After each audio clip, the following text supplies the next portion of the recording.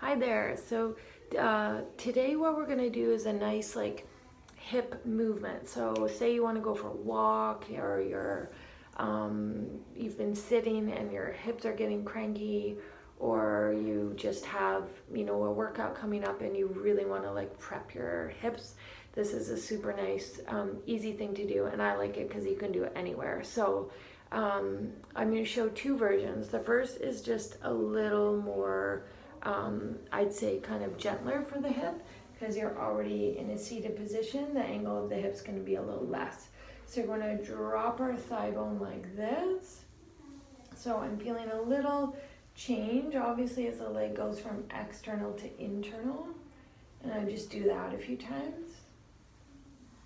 Opening and closing. And do that on the other side. Crack. Open and close. Okay, should feel good. If it doesn't, you need to stop and we'll figure something else out for you in the studio, but this is probably pretty nice for most people. Then you can drop the thigh, you can rotate the pelvis, and you can rotate the spine.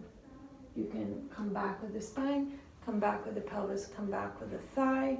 You can go thigh, pelvis, and spine, spine, pelvis, and thigh. So that's a nice thing to do. And then I'm going to hop up here on the reformer and show you just a little more intense version of this, which you've probably done with us in class. So we get into like a 90 position. So angle of my thigh bone is 90, shin bone 90, thigh bone back from my pelvis is 90, and 90 here.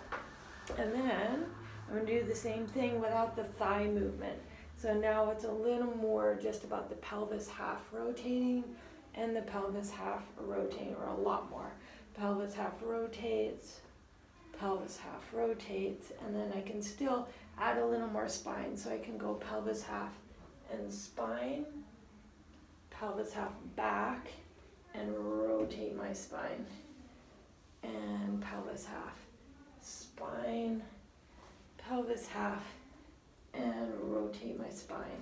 And then it would always be really nice to end this just by standing up. And especially if you've just done one leg, you could just do a little like hip flexion. So I'm just taking those thighs up like this, up and down, and just see how that feels. So when I do it, I can feel I have a little more ease in my right hip, just because I did a little more of that.